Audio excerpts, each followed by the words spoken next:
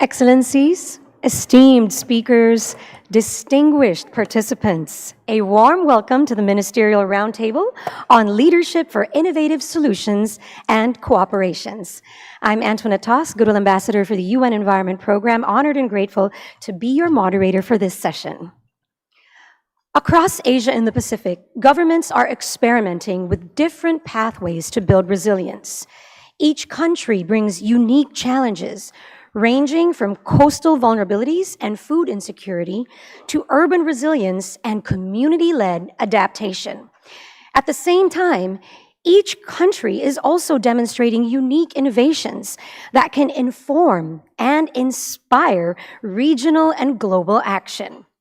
Today, we are gathered here to discuss progress, challenges, and opportunities for innovative adaptation actions and international cooperation to build resilience across the region. We will hear perspectives from Japan, Bangladesh, and the Philippines.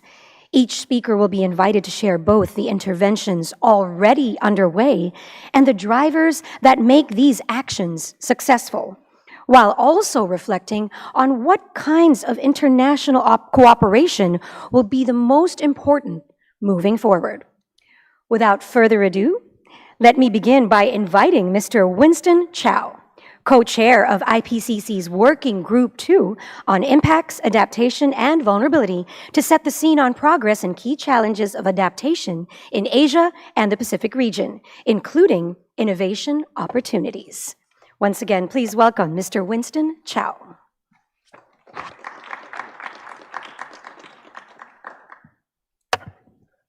Thank you, Antoinette.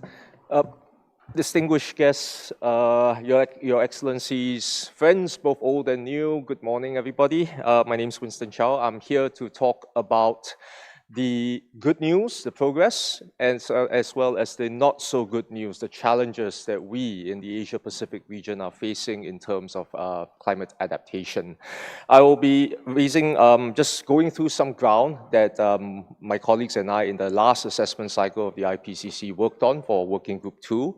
I would like to also end on a hopeful note as well as a call for assistance from the delegates in this room as we pivot from AR6 to AR7, the 7th assessment cycle that Sir Jim Ski mentioned about in his video address earlier this morning. To begin, a sort of quick and dirty summary or definition of what adaptation is, which I think I don't need to elaborate on for the guests in this room. The point is that it's just a process of adjustment that occurs in both human systems as well as in natural systems. The important point to note for adaptation is that we do not adapt for adaptation's sake. In climate change, adaptation occurs to reduce climate risk, i.e. the challenges and the bad news that we are facing as communities, as ecosystems, and our infrastructure that we have in many of our cities and communities today. So Jim also mentioned that we have reached a particular threshold that governments 10 years ago agreed to try to limit to in Paris. Last year was the warmest year on record. My colleagues at the WMO have pointed out in a press release earlier this year that we have exceeded that 1.5 degree C threshold for the short term. It is quite likely that with current emission rates, we will see that threshold exceeded and we'll overshoot that 1.5 degree C limit sometime early in the next decade. So with this sort of passing of this threshold, how does that translate to increased climate risks that we all face?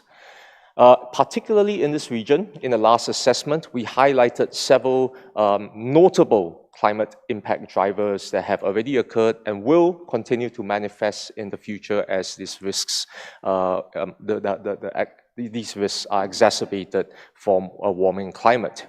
You can see from yourselves, these include sea level rise, these heat islands, challenges and risks to biodiversity, severe storms, wildfires, and heat waves. We're already seeing that today. We can notice that not just in the temperature records or in the climate records, but with our own eyes, ears, and sensations as we see the manifestations of these climate risks come to life. We note that the physical drivers of climate change from greenhouse gas emissions and deforestations are the cause for this.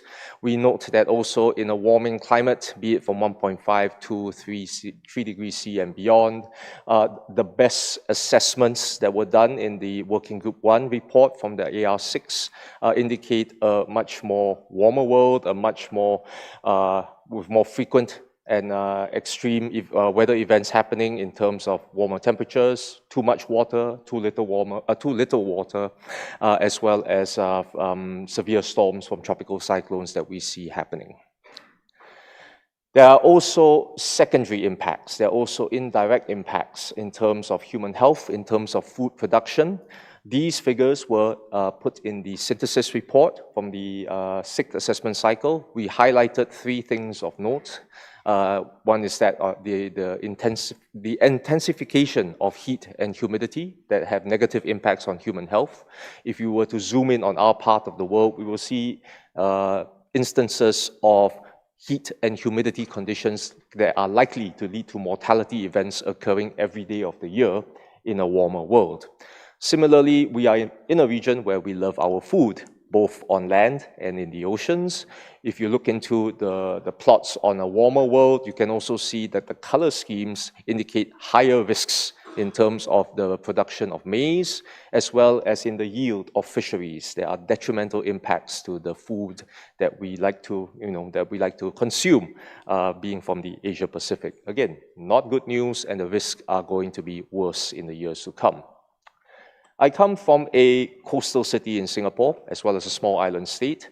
A lot of our communities are living in urban areas and settlements with key infrastructure that will be exposed to the sea level rise issues that we'll be facing. In this figure from the special report on oceans and cryosphere in the changing climate, in the summary for policymakers, this plot shows at what point would a 1 in 100-year event for local sea level rise become 1 in 1 year annual events based on different emission scenarios. These are correlated or assessed with available existing data from tidal coastal areas, from tidal buoys, etc., etc. There's high coverage for our part of the world in Southeast Asia and the Asia Pacific, and you can see that irrespective of which warming scenario, the inevitability of sea level rise changing these frequency curves, these distribution curves of 1 in 100-year events becoming annual events will happen sooner if it is a higher emissions pathway like in RCP 8.5, or later if we keep to a 1.5 degrees C world in a RCP 2.6 scenario. Risks are also increasing with every increment of warming. What is notable is that with the much more increased scientific literature that we assessed in AR6 as compared to AR5, the higher risks are now apparent with at lower global warming levels. So with more information, we note that we can actually map the sort of risk patterns that will occur locally, and the news, unfortunately, is not good for 5 of the key representative key risks that you can see on the top panel. These risks are also very likely to vary in different systems and in different regions, be it on land or in the sea. What it's telling is I like to focus in on the ocean risks for a lot of communities that live next to or depend on coral reef ecosystems. You can see that the risk on the bottom right panel on the left, the first column on the left, is already at very high risk at the present day, and it's not going to get any better in a warming climate beyond 1.5 to 2.5, 3 degrees Celsius. The other thing of note is that while we all look in this meeting towards the help that adaptation, the transformations in adaptation rather than incremental adaptation, the reduction of maladaptation, we need to also point out that regardless of how much resource access is available, the best enablers, and I'll talk about that later, and many of us will talk about this later over the next 3 days, there are always clear limits to adaptation in a warming world. We can't just focus on protecting our resources, our communities, our infrastructure, our ways of life without cutting off the main drivers of climate change. That is what Sir Jim mentioned in his video about looking into adaptation combined with mitigation to enhance overall climate resilience and development. So these figures, we pointed out that we really need to get a handle on both aspects of climate resilience in adaptation and in mitigation. One of the things that we also pointed out, I've talked about the direct climate impacts of heat, of too much water, too little water, and severe storms, as well as the secondary impacts on food, both on land and on sea.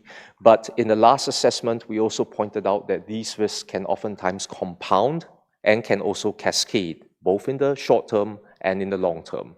You can have a flood event that can knock out all your important urban systems that we depend on, your transportation networks, your information and communication technology networks, your health services. These are not just singular events. They compound over time and can affect many of us who live in settlements. So the linkage between your urban systems and the climate system results in these compounding impacts that makes things worse.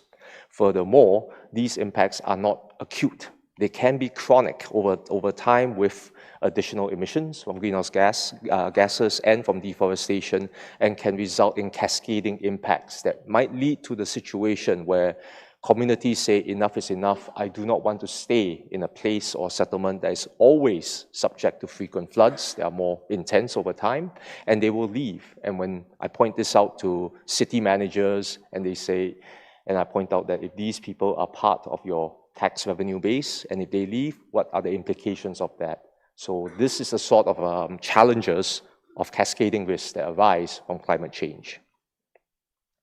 Now I try to pivot to the good news in terms of what we can do to reduce climate risk. So my day job is that I'm a professor of urban climate, and I like to point out how cities have used tried and tested solutions and approaches to heat adaptation that have worked in the past and will continue to work.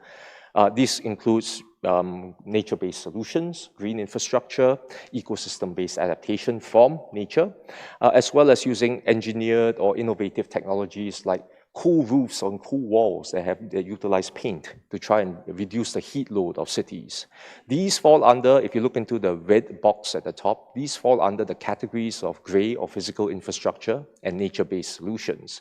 But in the last assessment, we also wanted to point out that there's the innovation is not in the physical technologies. The innovation lies in the policies and the other enablers, including that of finance, including that of inclusivity of communities in terms of the management and the development of these solutions that will help with the development of these communities. So you're looking into early warning systems, you're looking into good and better land use planning. You're looking into providing more health services, emergency and disaster responses, as well as conserving heritage and climate education.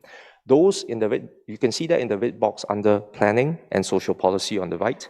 And the telling thing is that in the blue box, that focuses on how it links towards climate resilience, how it links towards climate resilient development. The bigger the circles, the more synergies there are with the responses that can help with mitigation, not just on adaptation. And we hope that in this figure that we developed, the bigger circles, which are darker in color on the right-hand side, points to this important innovation to focus on. This is where the growth potential of transformation of adaptation can happen and should happen. Not only that, to speak to the point on not just protecting communities, but also in reducing the greenhouse gas and other carbon emissions that drives climate change, we note that in urban systems, you can include green infrastructure, blue infrastructure, and other sorts of approaches that can not only allow for improvements in air quality or temperature regulation and mitigate flooding, but also allows for sequestration of carbon. It also allows for reductions in building energy use. It allows for reductions in water use, or water energy conservation, and also for those of us keen on a healthier environment for cities and more active citizenry, these sort of solutions enable active mobility for people who live, work, and play in cities. So watch out for this synergy potential between adaptation and mitigation if you look for your approaches in reducing urban climate risk. So this table from the Summary for Policymakers in AR6 again utilizes this circle, the shape of the size of the circle and the colors of the circle to point out two things. One is which adaptation options work for key climate risks according to different sectors, from the energy sector, from the urban sector, as well as those that cut across sectors, the bottom row. And on the right, it points out the sort of synergies with both mitigation as well as the important enablers that go beyond just the physical enablers, but also the social, economic, and the political enablers that can help with these adaptation options to succeed and to be sustainable in the long run. The point is, what can be done to transform the way we adapt towards the heightened climate risks is to rely on these climate enablers that we started on in AR6 and we pointed out. We note that a strong political commitment, inclusive governance, international cooperation, effective ecosystem stewardship, and the sharing of climate knowledge. These, again, are the soft sort of things that we oftentimes omit or we don't emphasize in our focus towards hard, physical, grey infrastructure or nature-based solutions. Supporting those two aspects with these softer but also effective climate enablers is the way forward. And I need to point out as well that adaptation finance is something that is quite important. That is also one of the key enablers that has to be considered for successful adaptation. I will end, hopefully I have enough time, thank you. I will end with looking forward. So a bit of a hopeful note and also a call for assistance. This coming December, as Sir Jim said, we are going to be hosting the first joint lead author meeting for the IPCC's 7th assessment cycle. We've pointed out that, or he has pointed out that in this particular assessment for Working Group 2, we have, if you look into this schematic that describes the 3 major sections of the report, as well as the technical guidelines for impacts and adaptation at the bottom. We are going to focus a lot on quantifying the sort of state, as well as the adaptation options available for climate losses and damages. And for the first time in 30+ years, we have a dedicated chapter on climate finance for adaptation itself, assessing the flows, assessing the particular instruments that can work, and looking into where they can be most effective at a global scale for the global chapters.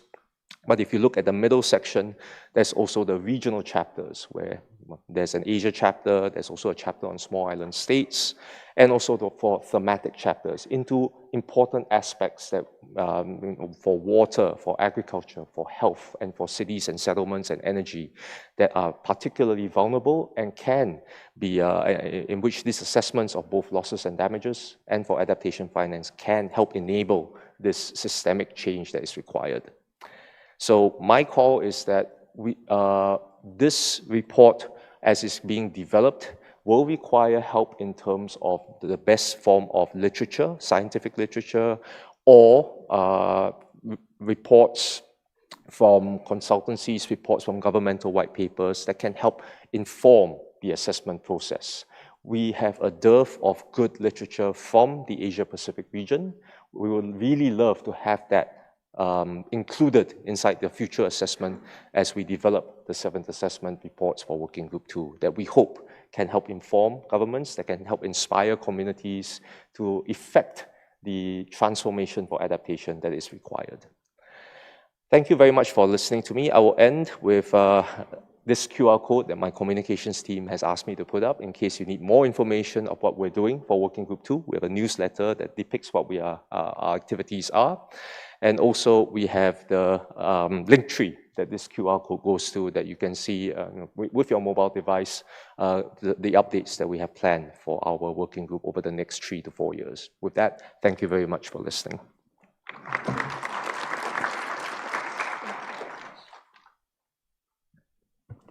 Thank you very much, Mr. Winston Chow, for that very insightful presentation that highlights the main drivers of climate change and most especially key risks to the Asia-Pacific region, which include the cascading and compounding impacts, as you mentioned, but more importantly, what we can all do to address these challenges together, from mitigation and, more importantly, climate adaptation.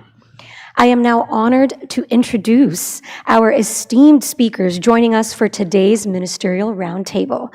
For the next 45 minutes, we look forward to taking you on a journey and an insightful discussion with responses from each of our speakers through 3 rounds of questioning. Please welcome His Excellency Mr. Doi Kentaro, Vice Minister of Global Environment Affairs, Japan. Her Excellency Ms. Rizwana Hassan, Advisor for Ministry of Environment, Forests and Climate Change, Bangladesh. Ms. Noraline Uy, Assistant Secretary, Department of Environment and Natural Resources, Philippines. Mr. Anuj Mehta, Country Director for Thailand Resident Mission, Asian Development Bank. Mr. John Warburton, Head, Climate Change and Environment, Indo-Pacific Regional Department, British High Commission, New Delhi. Ms. Dechen Sering, Regional Director, UNEP Asia and the Pacific Office. Mr. Sangmin Nam, Director, Environment and Development Division, SCAP. First, we are grateful to hear from the countries on the status of innovative adaptation actions and expectations for international cooperation. Our first question is for Your Excellency Vice Minister Kentaro. Japan has emerged as a global leader in climate change, adaptation, and innovation, leveraging its technological prowess, policy frameworks, and community resilience. Now, Climate Change Adaptation Act mandated the national government to develop the Climate Change Adaptation Plan and to conduct periodic climate change impact assessments almost every 5 years. Excellency, with this, what types of innovative approaches introduced in Japan in addressing climate change impacts and building resilience of cities and infrastructure and food and agriculture systems? Excellency.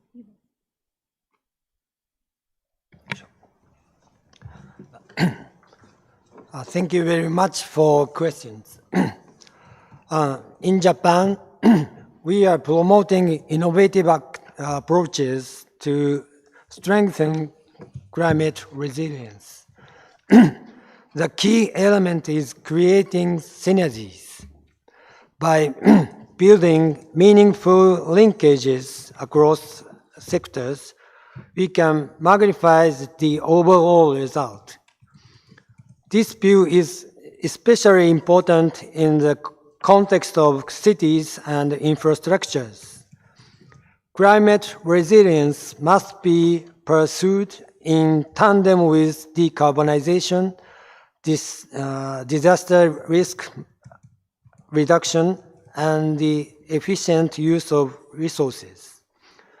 For example, Japan has been supporting the establishment of waste-to-energy facilities in Southeast Asia. These projects go far beyond the supply of energy alone. When coupled with improved systems for waste management, they produce multiple co-benefits.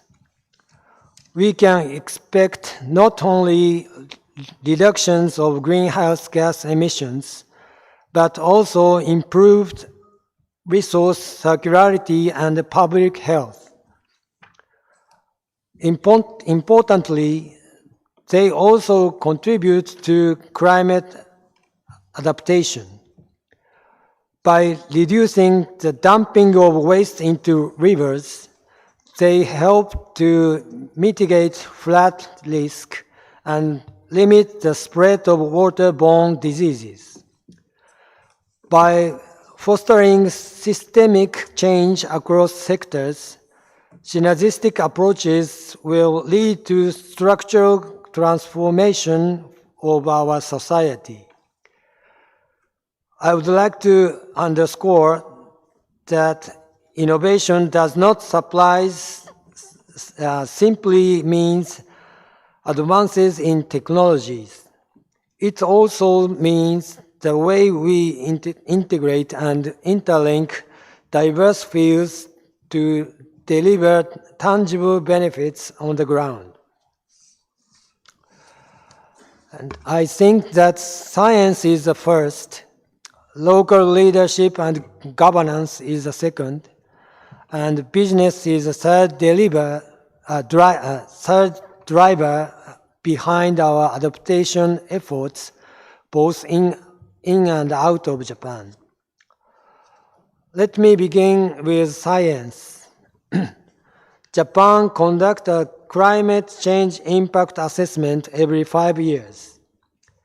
In parallel with that, government-funded research projects on climate impacts and adaptation are being carried out, and findings from these projects are incorporated into the assessment report. Domestically, Japan operates APAN to ensure that the scientific insights feed into policy making. As for international cooperation, Japan has supported a wide range of research on climate adaptation through contribution to the Asian Pacific Network for Global Change Research, or APN. Furthermore, we operate APPLAT as a hub for dissemination information globally on climate risks and adaptation practices. Next, I would like to highlight the importance of local leadership and governance. As we know, the impacts of climate change vary from one region to another. Suitable adaptation measures also differ. For example, one of the staple foods in many Asian countries, rice, is facing quality concerns in Japan due to rising temperatures. In response, a variety of heat-resilient strains are being developed to adapt to different regions. It is local leadership and governance that is essential for determining whether such changes are viewed as a crisis or as an opportunity. To facilitate their decision-making, local climate change adaptation centers have been established in accordance with the Climate Change Adaptation Act. They are expected to play a central role in helping communities apply scientific knowledge to make informed choice about their future. Lastly, on business, collaboration with the private sector is essential. Companies need to manage the risk posed by climate change. At the same time, they could view it as a new business opportunities. Thus, our ministry started an initiatives of public-private partnerships for early warning system in Asian Pacific region. There are many companies in Japan with advanced technologies and services in weather forecasting as well as disaster information. By collaborating with them, we are promoting practical application of EWS in developing countries. Thank you very much. Thank you very much, Your Excellency Kentaro, for sharing the importance of synergies and meaningful linkages across sectors, and for sharing the key drivers behind the successful adaptation and innovation in Japan, including the private sector engagement. We are truly grateful. We are now honored to move on to a question for Bangladesh. Your Excellency Rizwana. The 9th APAN Forum focuses on transformational adaptation to build resilience for all. Now, it aims to identify transition pathways for key systems such as land, water, biodiversity, food, and agriculture. And Bangladesh is one of the most climate vulnerable countries in the world, facing recurrent cyclones, storm surges, flooding, river erosion, and salinity intrusion. Now, these events have displaced millions, damaged critical infrastructure, and threatened food and water security. Yet Bangladesh has also pioneered bold adaptation measures, from cyclone shelters and early warning systems, and is often referred to as an adaptation innovation lab. Now, what types of interventions and innovations have been most effective in addressing impacts on land, water, biodiversity, and coastal ecosystems? Excellency. Thank you very much. Is that the only question for me? Or there is another one? Okay. I think it's still morning. A very good morning to all of you. And I must start my deliberation by thanking APAN for arranging this 9th Asia Pacific Climate Change Adaptation Forum. I'm very pleased to be here. Before I get into answering your question in a positive fashion, because the question is a positive one, let me just present before all of you the degree of vulnerability Bangladesh is faced with. Bangladesh is one of the most densely populated countries of the world, and it is at the same time one of the most climate vulnerable countries in the world. This means that sea level rise has a different level of or poses a different level of threat to the existence of Bangladesh. It is one of the most critical threats the country is faced with, and the studies shows that an annual rise of 3.8 to 5.8 mm of sea level rise is happening in Bangladesh in the coastal zones. And this will be submerging from between 12.34% to 17.95% of the coastal area, and will be reducing the rice production, which is the staple in Bangladesh, by 5.8% to 9.1%. So if 1/3 of the country, which is the coastal area, meaning 21 districts, go under sea, that will mean even more pressure on the very scarce land resources that we have. So the population will have to move from this 1/3 part of the country, which is the coastal part, to the remaining 2/3 part of the country, which is already very overpopulated. And it is being predicted that by 2050, the freshwater river area in the southwest coastal zone will decrease drastically from 40.8% to 17.1%, exacerbating water scarcity and agricultural challenges. Now I go to the somewhat positive part of your question.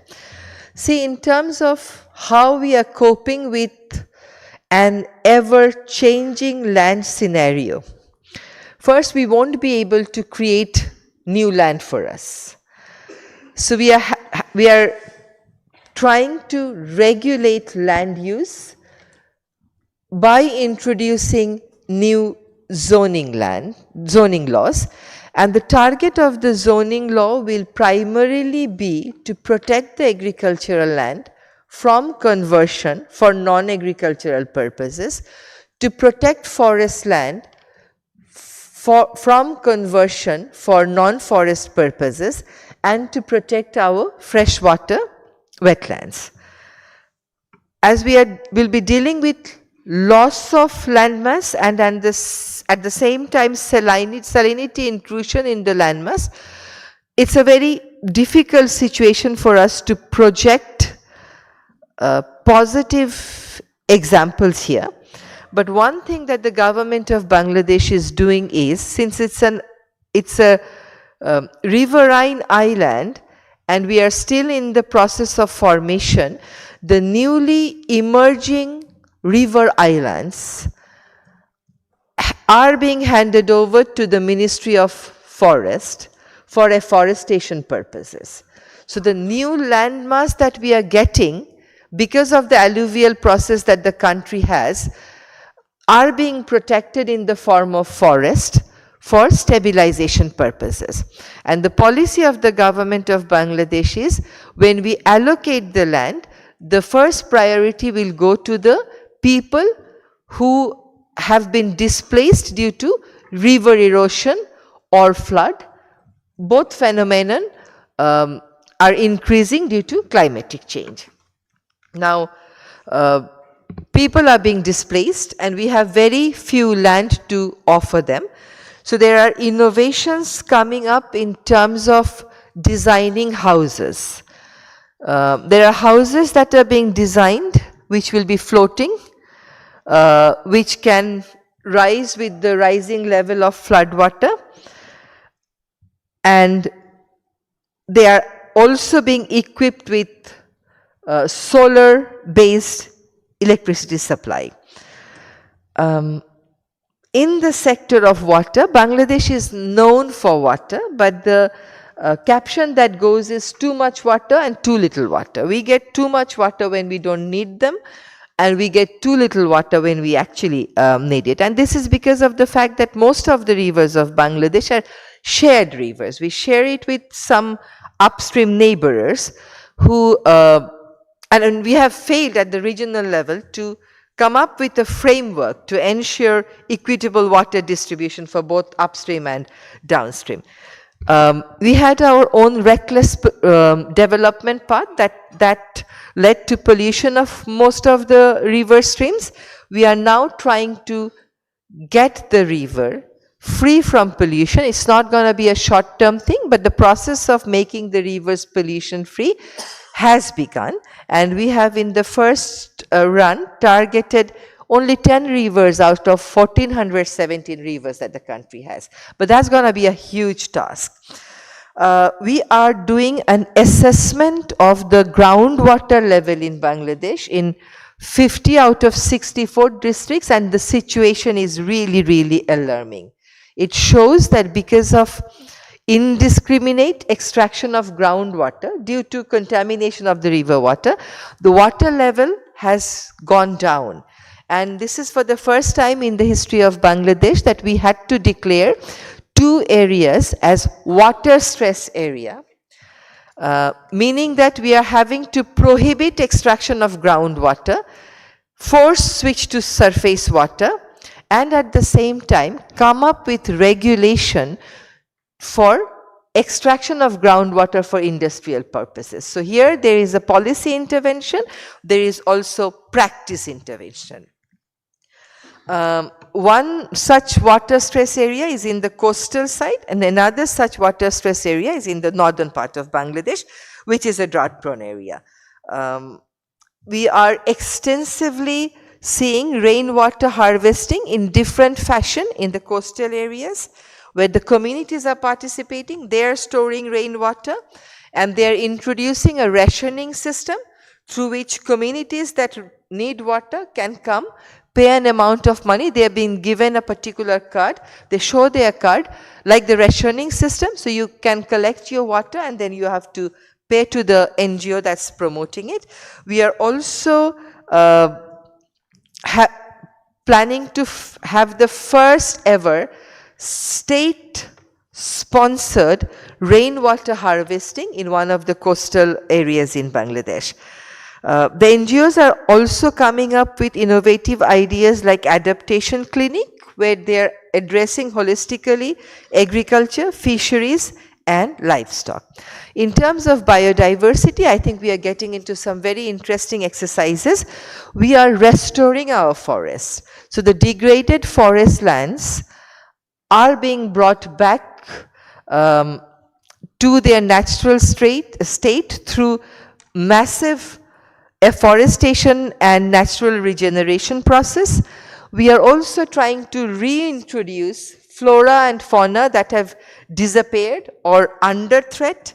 We have prohibited plantation of alien and invasive species. Because of the loss of fishery due to salinity, Bangladesh has seen successes in fish culture, and we are introducing biodiversity register. In the coastal area, we had to go for extensive cyclone preparedness, massive afforestation, which we call green belt.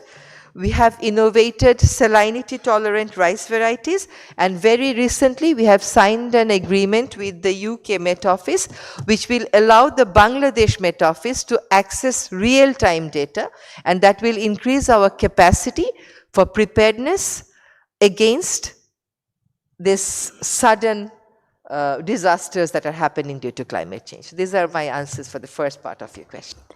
Thank you so much, Excellency Rizwana. We are truly grateful for your insights shared and the experiences in Bangladesh, most especially on how you protect and regulate land use, ensuring that actions are rooted in science, data, when it comes to policy and practice interventions, and making sure that actions are equitable and inclusive. Thank you very much. We are now honored to hear from the Philippines, Ms. Noraline Uy.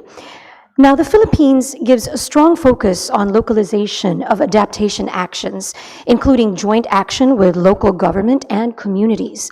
It is also shifting from top-down to community-led with local governments, civil society, and indigenous communities' approach in this context.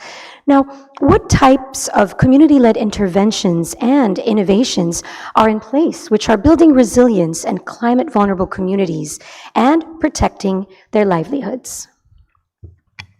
Thank you, Antoinette, and for this opportunity for the Philippines to share experience. Good morning, everyone. Allow me to share on the basis of the implementation of our National Adaptation Plan and the community-based resilience building efforts that are being undertaken in many parts of the country. On the implementation of our National Adaptation Plan, we have established an Adaptation Development Partners Coordination Group, which is chaired by the UK government, where NAP localization efforts are now underway. This involves downscaling climate analytics and risk assessments, solutions designing with communities to create investment-ready and bankable portfolios of projects, and organizing investment forums with development partners and the private sector to mobilize funding for these projects. For example, in the case of the provinces of Iloilo and Negros Oriental, after this assessment and solutions co-design process, adaptation projects in improving water use efficiency and rice production resilience were prioritized, with their impact modeled to ensure food and water security in the face of climate change in these provinces. Now, after the investment forum that we organized, we were able to mobilize initial funding from the private sector to implement these adaptation projects, of course with continuing resource mobilization being undertaken to bring these projects to scale. This is now the approach that we are following for all our localization efforts in the provinces identified as highly exposed to climate change under our National Adaptation Plan. Now, on community-based resilience building, with support of our civil society partners, communities are implementing adaptation and disaster risk reduction strategies through nature-based solutions based on ridge-to-reef and landscape approaches. Some examples are mangrove reforestation efforts with coral reef protection and local coastal resource management that enhances biodiversity and coastal resilience, as well as integrated water resources management activities in watersheds and river basins. Under our National Greening Program, communities are leading reforestation and afforestation efforts in key watersheds to improve water quality, reduce soil erosion, mitigate flooding, and safeguard livelihoods.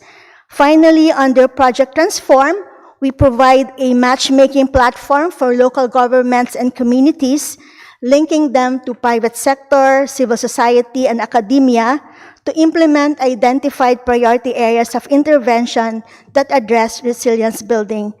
Current initiatives, for example, include early warning systems, biodiversity and ecosystem assessments, air quality monitoring, mangrove reforestation, solid waste management, and ecotourism, among many others. I will stop here. Thank you. Thank you very much, Asek Noralin Uy, and thank you for joining us today and sharing the community-led nature-based solutions that are also being highlighted in the Philippines from ridge to reef and ensuring inclusive and resilient pathways forward. We are truly grateful for your interventions and insights. Thank you, Excellencies, once again for the wisdom that you have shared, your experiences and knowledge. We are now honored to move on to the second part of our panel, which will focus on cooperation with international organizations and their contributions to the global agendas. My first question goes to Mr. Anuj Mehta. ADB's Climate Change Action Plan 2023 to 2030 sets out ambitious climate targets, including catalyzing climate finance and incentivizing innovation, fostering a wide range of cooperation and innovation towards a low-carbon and climate-resilient future. What have you achieved and learned from the types of cooperation and innovation that ADB has advanced in building a climate-resilient future? Thank you. Thank you for that question, and thank you again to have ADB represented here today. I think before I come to what we've learned on the issue of cooperation and innovation, perhaps just sort of a quick word on our overall targets and our commitment to climate finance. Under our corporate results framework, we have a target for ADB's climate finance, which is to reach 50% of our total annual committed financing by 2030. We are committed as an organization to provide at least 34 billion for climate adaptation by 2030, which is a very, very important target. And in order to ensure adaptation financing flowing according to those targets, we are working on all three levels. So we are working upstream with our member client countries on national adaptation planning processes, which will help identify investments. Super important to start at that national level. Secondly, engaging midstream by embedding adaptation considerations into country systems. We've not seen a lot of it, therefore this effort has been done. Could we work with planning agencies, finance agencies, and of course standards and certifications, that's midstream. And then third is the flow of finance, whether it's catalyzing finance from ourselves, concessional finance for other sources for downstream investments. So three-pronged approach for our target. To do that, we've been working for many years cooperating with a number of agencies. Now, I always try to break down the cooperation between, so there's cooperation, of course, with government agencies itself. You've heard examples from my esteemed colleagues from Philippines and Bangladesh. That's number one.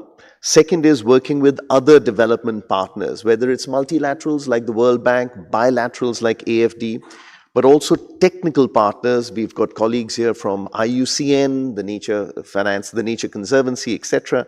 And then I think very critically also with local communities and local finance agencies. And I can't stress enough how important it has been to work with local finance agencies such as local development banks. PTSMI in Indonesia is one, Exim Bank in Thailand is another example. And these are fundamentally important partnerships that we've worked with over many years. I'll give you some examples of some of the partnerships and then talk about what's emerging as lessons learned. So for example, since we have Bangladesh senior official here, we've worked with the establishment of the Bangladesh Climate and Development Partnership, which is a country-led climate platform to scale up climate action and deliver results focusing on mobilizing climate finance, accelerating policy reforms, and developing projects. So you can see it's an integrated approach, working with the government on policy, finance, as well as projects. In the Philippines, we've been working with other development partners on strategic coordination and leadership to support the government develop a transparent, robust, and evidence-based 2025 NDC. ADB is also a member of the Development Partners Coordination Group for National Adaptation Plans, which aims to strengthen coordination, collaboration, and information sharing amongst development agencies there. But I also want to specifically identify two initiatives. So I always try to showcase really effective development partner coordination with two initiatives. One is the Nature Solutions Finance Hub, which I mentioned earlier, where we've got almost 11 partners, if I'm not wrong, working together. And what you're trying to harness there is both technical knowledge. So this is, for example, WWF or IUCN or the BirdLife International, which is getting to us ideas on the right type of technical projects to do. What should we do on flyways? What should we do on oceans health? Tiger conservation. Along with it, you've got partners who are financing partners. So this is your AFD, the French agency, along with us, working, for example, or the OPEC fund, looking at how do we bring in financing solutions. So that's a theme-related platform where you're bringing technical and finance partners together. Similarly, we've got something called the ASEAN Catalytic Green Facility, ACGF. This is now a few years old, with partners including the Green Climate Fund. The first time we've got a programmatic fund raised from GCF for ADB, 300 million, which is saying what do we do for ASEAN as a whole to address issues of climate resilience. So what's emerging from many of these partnerships to sort of bring that to a close is increasingly, I think, two facets. Knowledge, which has to be very, very focused and which is going to lead to a conclusion.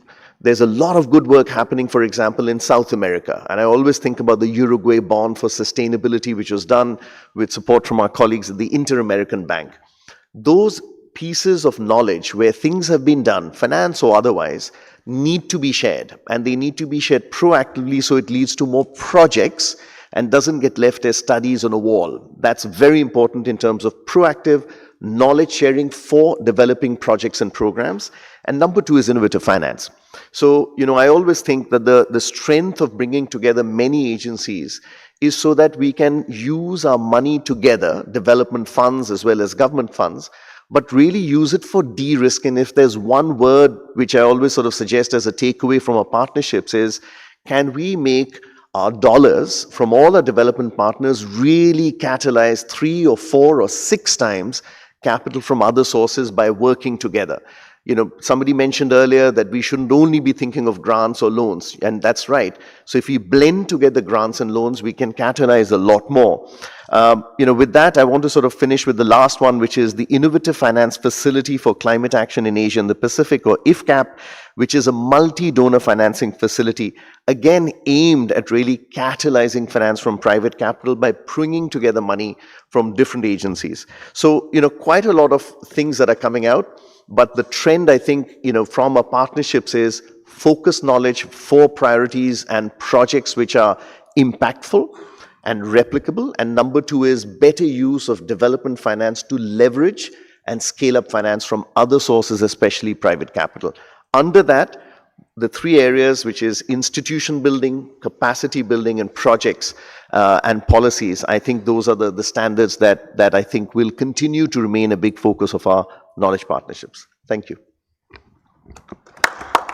Thank you very much, Mr. Mehta, and thank you to the ADB for the incredible work being done to unite sectors and ensure upstream, midstream, and downstream climate finance flow to ensure that this is moving from global to local.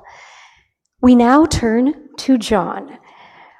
The UK government is actively supporting climate change adaptation and innovation in Asia and the Pacific through a combination of regional programs, research frameworks, and international partnerships. Now, Climate Action for a Resilient Asia, or CARA, is the UK's flagship regional adaptation program in the Indo-Pacific, which aims to strengthen the climate resilience of people in South Asia, Southeast Asia, and the Pacific. Now, John, what have you achieved and learned from CARA and other types of cooperation and innovation in building a climate-resilient future? Thank you, Antoinette. Excellencies, distinguished guests, colleagues, ladies and gentlemen, it's a real pleasure to be here on this panel this afternoon. Perhaps the first thing to say is, despite the challenging geopolitical context, the challenging macroeconomic context for many countries, the fact that, for example, the UK has had to, is increasing its defence expenditure, which is leading to, from next year onwards, a significant reduction in our official development assistance. Despite that, I'm pleased to confirm that the UK still is maintaining its focus on climate change and global health and humanitarian work with its ODA. Now, we're all aware of, and we've already heard a lot about, the adaptation gap, the adaptation financing gap. I want to just talk a little bit about one of the UK's responses to that issue in this region, which is called CARA, not CORA, which is Antoinette's wonderful initiative, although I think there are quite a few synergies between CARA and CORA, which we'll come on to in a minute. CARA is certainly not the only intervention. In fact, Anuj mentioned another one called the ASEAN Catalytic Green Financing Facility, of which the UK is a major contributor. But CARA does focus exclusively on adaptation across the whole Indo-Pacific region, so all ODA eligible countries in the region. It's nominally $1/3 billion of grant finance. It's a 9-year program, so it's a long-term program. We have time to really generate ideas and see them through to fruition. It has 5 international implementing partners and 7 components, and the partners are the Asian Development Bank, the UK Met Office, the World Bank, an organisation called ICIMOD, which will be familiar to some of you, the International Centre for Integrated Mountain Development, and UNDP. Now, let me just quickly summarise some of the sort of learnings and achievements so far. So the UNDP manages a climate finance network. Now, actually, we heard already this morning the mention of the Thailand sovereign sustainability linked bond, which the Climate Finance Network, through UNDP and working with ADB and so on, they helped initiate that first sovereign bond in Asia, raising, as we heard, nearly $1 billion. But the Climate Finance Network is also crafting climate finance strategies in close partnership with ministries of finance in India, in Sri Lanka, and in the Philippines and other countries. It's also having considerable impact in the Pacific, where the Climate Finance Network is known as Gov4Res. There it's, again, just to give a few examples, it's unlocked more than $11 million in Tuvalu for climate budget support through partnership again with the Asian Development Bank. And it's established resilience units in Fiji, Tonga and the Solomon Islands, which are now again embedded in the Ministries of Finance, integrating climate and disaster risk into core government budgeting and planning. Secondly, about promoting urban resilience and inclusive, locally led adaptation. CARA is a major contributor to 2 significant multi-donor trust funds with the Asian Development Bank. And they are multi-donor trust funds, and we'd welcome other development partners who would be interested in joining the funds. One is called the Urban Resilience Trust Fund, and as the name suggests, it focuses on urban infrastructure, both making sure that that infrastructure is fit for the changing climate, but also ensuring that that infrastructure helps build the resilience of the communities that it serves. The second trust fund is called the Community Resilience Partnership Programme, and its focus is on empowering locally led adaptation and community empowerment. Perhaps not something that you might associate with an organisation like, big funding organisation like the ADB, but they are doing very innovative work in this area, and we see the opportunities for scaling up of locally led approaches. Currently, they're working in Laos, Bangladesh, Nepal, and Cambodia to empower women and marginalised groups and invest in genuinely pro-poor adaptation investments. Enhancing weather and climate services. We have a component in CARA called WISER, Weather and Information Services, managed by the UK Met Office, which has been mentioned this morning. This has enabled impact-based forecasting and better decision-making across sectors, especially in disaster-prone regions. And regional initiatives that the UK Met Office support through CARA include the South Asia Hydromet Forum, the work of the Mekong River Commission, and the Weather Ready Pacific programme. And an example of the sort of practical work that this is funding is helping ensure that the right advice, for example, gets to farmers to actually advise them on what they can do, but importantly, that advice is channeled through channels that farmers actually use. So making sure the message genuinely does get down to that level. Just quickly, I'll mention building regional cooperation and knowledge sharing because, in addition to the sort of weather and climate services that I've mentioned, CARA has fostered transboundary cooperation and investment on a number of climate issues, like regional air pollution and transboundary water management. For example, the World Bank Resilient Asia Programme component of CARA and the work of ICIMOD supports regional collaboration to tackle air pollution across the Hindu Kush Himalaya region, Bangladesh, India, Nepal, Bhutan and Pakistan, including developing a regional air quality management programme, convening scientists and policymakers for science policy and financial dialogues, and promoting the concept of regional airshed management, because we're increasingly learning that only 50% of the pollution burden in any particular locality comes from that locality. The other 50% comes from neighbouring states or neighbouring countries. So you have to look at a holistic way of addressing both the localized and regionalized air pollution.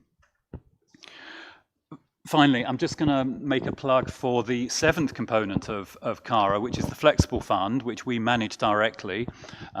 This year, as in the Foreign Commonwealth and Development Office manage it directly. This year we funded 34 small projects. I mean, I feel they're on the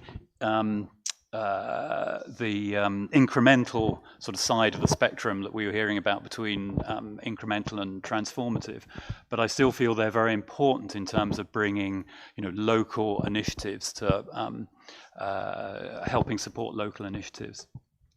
Every year we run a call for proposals for projects, and so I recommend that you stay in touch with our embassies or high commissions in country if you're interested in seeing whether you have a project that we could support. Thank you. Thank you very much, Mr. John Warburton. We are truly grateful for the incredible work being done by the British High Commission through the IPRD and programs like CARA in supporting localized and regional adaptation strategies and solutions across the Indo-Pacific region. Thank you very much. We are now grateful to hear from the United Nations. Dechen, the 6th Asia-Pacific Forum on Ministers and Environment Authorities talked about multilateral environmental cooperation on climate change and biodiversity loss, along with other issues. APAN Forum is focusing on 4 systems and aims to identify pathways of transformation adaptation. And within this context, what are the key actions identified by the ministers and environment authorities, including cooperation among multiple actors, to catalyze transformational adaptation? Thank you very much, Antoinette, and it's a pleasure to be the last speaker. The UN Environment Assembly, which is a universal body, and it's globally, all the environment ministers come together every 2 years.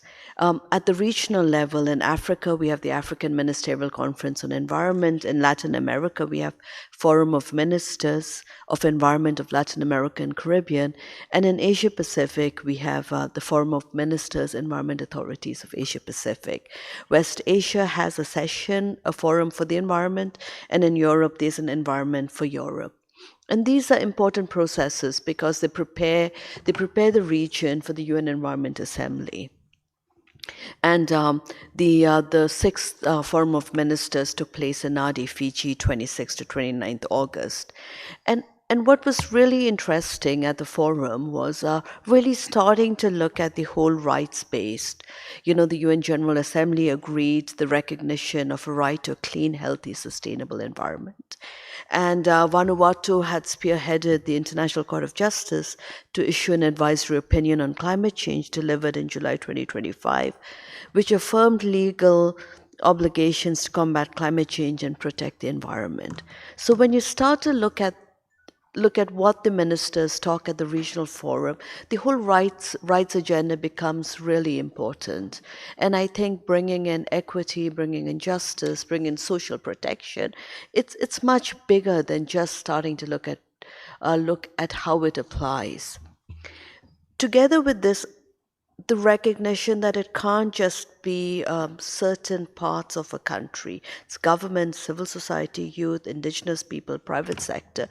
So really an idea that you've got to bring all these elements of society together. And I think when you start to talk about transformational adaptation, it's hearing the voices, because we've been approaching economic, social, environmental development in the same way. It's not working. So I think an idea to really step back and to talk about how do you bring in these voices? How do you build coalitions? How do you encourage cooperation, transboundary, and multi-level governance? And we've heard this earlier about bringing in cities and local governments, but bringing this in a stronger way. I think what was really clear was the fact that ministers felt that ocean, water governance, transboundary had to be given more importance. And UNEP is developing a medium-term strategy, 2026-2029. Land desertification, land degradation has been emphasized, but sort of water governance, starting to look at, glaciers, starting to look at how you address ocean governance really came out. What came out also was fostering innovation technologies. And we did a session on artificial intelligence. We looked at AI, we looked at the Climate Technology Center network, it's part of the technology mechanism under the UNFCCC came in. And here, there's already a lot happening. Countries aren't aware, and it's siloed. Everyone's got these amazing initiatives, but it's not coming together. And so that was an area when you looked at capacity building was still emphasized as important, and you talked about how do you look at artificial intelligence? How do you advance science, evidence, knowledge systems? And everyone had these amazing information platforms and access to satellite data. And UNEP, we're doing the World Environment Situation Room. But the fact is not coming together in a meaningful way. I think on financial systems, investment modalities, I think that there was a really strong call from the Pacific, and they have the Pacific Resilience Facility. And here the idea is how do they respond proactively to build community preparedness? So the idea is how do we build what is there, and how do we learn? How do we innovate? How do we share knowledge? We're starting to look at we have a lot of these regional forums. The Forum of Ministers is important, but before the Forum of Ministers, we have the Science Policy Business Dialogue, we have the major groups, we have the Youth Environment Forum. But the idea is we've got to do better. We've got to come together, because what we're putting forward, and maybe with this transformational adaptation and looking at the continuum, and I think an opportunity for all of us to sit together to really think about how do we build an area in terms of rights, right to information, right to public participation, right to procedural justice. In Europe, you have the Aarhus Convention. In Latin America, you have the Escazú. Here, we don't have anything. So what do we build? We have the Regional Economic Commission. What do we build that provides some of these rights that enable us to really start to take forward transformational adaptation? I thank you, Antoinette. Thank you so much, Ms. Dechen Sering. And thank you for emphasizing how important it truly is to listen to the voices across sectors, from government to private sector, local communities, women and youth.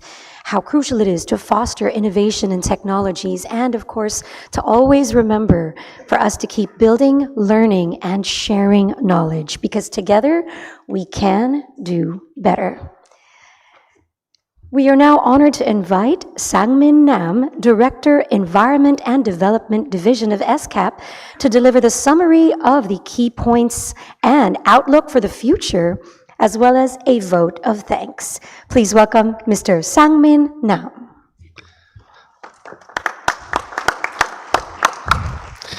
Thank you. Amongst these panelists, I have most challenging job, which is summarizing key points from all the excellent honorable panelists.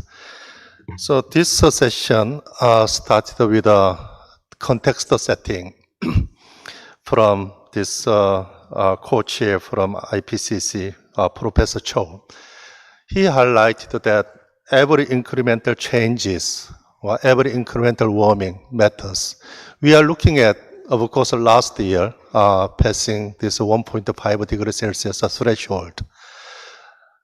Whether we fail our goal, maybe we have to wait and see the trend for next few years. But even if we fail, we cannot move up from this 1.5 degrees Celsius goal to 2 degrees Celsius goal. Because every warming, whether 1.6, 1.7, 1.8, 1.9, every small change is important. So we cannot, move up. If we fail 1.5 degree, we cannot set 2 degrees Celsius as a next goal. So based on this, we really need to make our own extra efforts and to really mitigate this compound and cascading impacts. Based on this, so we had discussions. I would like to summarize in the context of approaches, practice, actors, and people, and international cooperation. With regard to approaches, especially innovative approaches, the Japanese Vice Minister, he highlighted that innovation doesn't focus on only technologies. It is also related to policies and practice. So in this regard, he highlighted the synergistic approaches to multiply overall outcomes and also to mobilize, drive system changes across different sectors. And in terms of practice, we have heard about this rainwater harvesting in Bangladesh, especially for those people. I mean, there are 2 areas declared as a water stress areas, one in a coastal area, one in northern part. So this highlight, also she was highlighting the impact on population, impact on rice cultivation, also impact on fresh water with the climate change. In that regard, so how to protect agricultural land and forest land, so zoning, with the new law on zoning, so protecting the land is important. So regulating land use is important. And from Philippines, we have heard about this nature-based solution, especially for coastal areas, in order to enhance coastal resilience, including through protecting this mangrove. So this kind of a community-led NBS, nature-based solution, is critical for us, not only to mitigate GHG emissions, also to enhance resilience. And from ADB, so this was also related to synergistic approaches mentioned by Vice Minister. So especially synergistic approaches in urban context with a local urban resilience programs. It has multiple elements of synergistic approaches. And actors, our panelists spoke about the importance of local governance. the Vice Minister spoke about the local governance since local context is quite different. Even Japan's recent experience on this rice issue, I mean, the challenge of supplying rice, this is related to heat stress. So it also related to different local context. In that case, what's the role of a local community for risk-informed decisions, actions? And many of our panelists spoke about the private sector. They are not just holding, source of finance, but source of practice, source of technologies. And also community-led this reforestation and adaptation actions. In this regard, I would like to highlight the point from my colleague Daechan, UNEP. Really, transformation requires to bring voices from different sectors, different actors, and corporations. So in that regard, transformative adaptation really requires involving diverse actors from national to local and international, as well as from all the different sectors. And then this, many panelists spoke about these people, affected by climate-related disasters, and especially like in the case of Bangladesh, how to protect those displaced persons by climate change events. I mean, providing housing services and providing also renewable energy was highlighted. And in that regard, this pro-poor adaptation is important. And also bring the discussion from this Asia Pacific Ministers Forum. We have the discussion on this climate justice, especially decisions by International Court of Justice, and on the responsibility of a state with regard to climate change. So in that regard, we have to really look into how to ensure climate justice for our society. My last point is about the international cooperation. This case of ADB is a nature-based solution finance facility, and also CARA from UK. The main point from my understanding is it is not only financing, but it also involves partnership. Partnership with other financial institutions and partnership with other technical entities, so that they are not just providing finance, but they are generating also knowledge. And then sharing that knowledge so that this process, by engaging these other financial institutions, by engaging technical partners, we can multiply the impact and value of a project. And then perhaps a really last point is, as highlighted by this CARA and ADB, more geography-based cooperation, whether Mekong areas or Hindu Kush Himalayan. So geography-based cooperation is important for adaptation, because sharing similar climate conditions, sharing similar socio-economic conditions, that can help multiply the impact of our cooperation. So with that, let me conclude my summary. Thank you. Thank you very much, Mr. Sangmin Nam, for delivering our key points, outlook for the future, and vote of thanks. We are truly grateful to you and to our esteemed panel that has joined us today. This brings us to the end of our Ministerial Roundtable on leadership for innovative solutions and cooperations. And more than anything, we are truly grateful to each and every one of our speakers for the remarkable work that they are doing on climate adaptation, and of course, in supporting communities across the Asia Pacific. And if I may echo once again what was said by Daechan earlier, together we can build, learn, and share. And as we move forward and listen to the voices across sectors, we can act together. And together we can do better for people and the planet. Now I am honored to turn you back over to our head of the APAN Secretariat, fondly known as Babu, to share more updates and insights and announcements for lunch. Thank you very much. Thank you, Antoinette. Let's give us a round of applause to all the panel members once again. Now, before I make the announcement about the lunch, may I also request the IT team to show the QR code.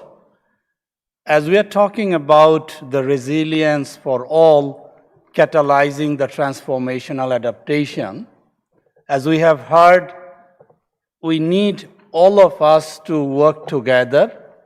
But when we are talking about that all of us, we also have the diversity within that all of us.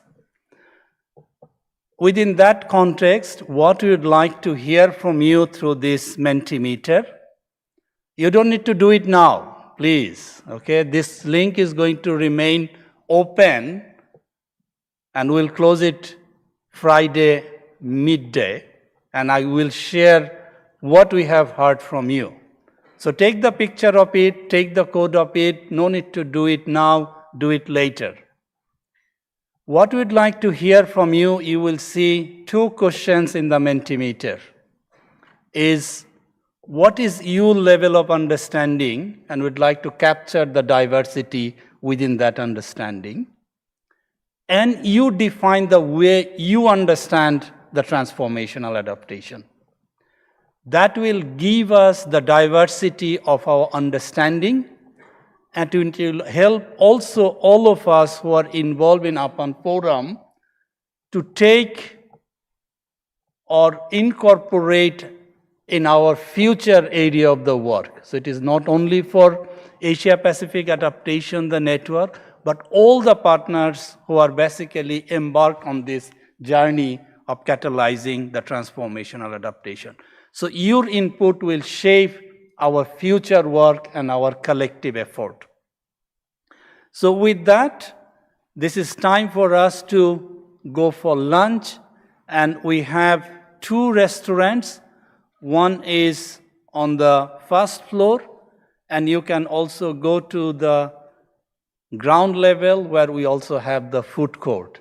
So you can enjoy the international, the food, as well as the Thai food and the ground floor.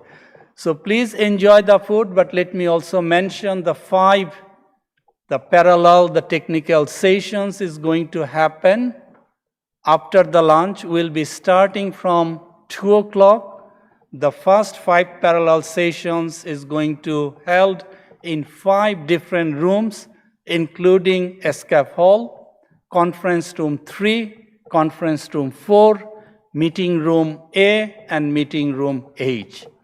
You will see details also in the television screen, but also please make use of the Indigo, the platform where we provided all the details there.